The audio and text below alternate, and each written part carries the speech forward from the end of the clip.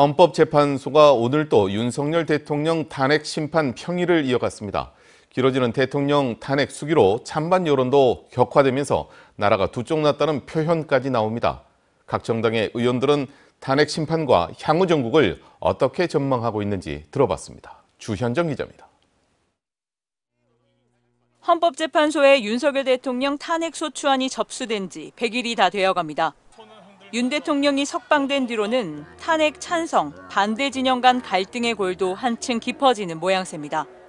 나라가 두 쪽이 났다는 우려에서 더 나아가 윤 대통령 파면 가부와 별개로 헌재 선고 이후 사회 갈등이 더 심화될 것이라는 걱정이 커지고 있습니다.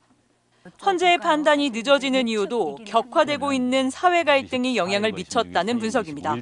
박근혜 탄핵 시기하고 비교해서 여야가 그때는 어떻게 보면 합치된 어떤 그 탄핵 소추 활동을 했던 데 비해서 이번에는 완전히 갈라져서 갈등을 하고 있는 상황, 이런 부분들이 헌법재판관들의 어떤 단호한 판단 자체를 상당히 망설이게 만드는 압박으로 작용하고 있습니다.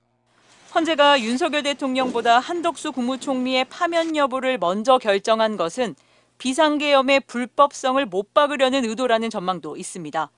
한 총리 탄핵소추 중요 그 사유 중에 하나가 위헌 위법한 윤석열 대통령의 비상계엄에 대해서 동조 내지는 방조했다, 이런 부분이 있거든요. 그래서 이제 한 총리의 탄핵 심판 결정문을 보면 윤석열 대통령의 탄핵 심판 결과를 좀 예측할 수 있지 않겠느냐.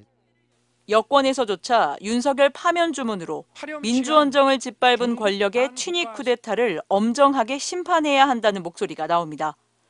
극심해지고 있는 사회 갈등을 빠르게 안정시키기 위해서라도 윤석열 파면이 선결되어야 한다는 겁니다. 사회 갈등을 봉합한다고 해서 어물쩍 넘어가 버리면 이런 비겁한 역사가 다시 반복이 됩니다. 그래서 사회 갈등 봉합도 중요하지만 그 봉합의 방법은 모범을 보여야 할 사람들이 비겁한 방법을 택하지 않도록 하는 그런 경험의 축적이었으면 하는 바람이 있습니다. 권력기관, 정치, 사회구조 개혁 등 탄핵 이후 시대 과제를 고민하는 것까지가 정치권의 역할이라는 데도 한 목소리를 냈습니다. 내란 사태에 대한 철저한 규명과 그에 따른 명명백백한 단죄가 이루어져야 한다고 생각하고요. 여야 또 진영 간 또 지역 간, 이 세대 간 이 철저한 갈등 봉합을 위한 노력들이 이 정당에서부터 시작이 돼서 역대 최장 이어지고 있는 대통령 탄핵 심판 전국을 짚어본 이번 토론은 광주, 목포 여수 MBC 유튜브 채널과 오는 일요일 오전 MBC TV를 통해서도 다시 방송됩니다. MBC 뉴스 주현정입니다. 언제 어디서나 내 손 안의 뉴스. 광주 MBC 뉴스 유튜브 구독으로 함께하세요.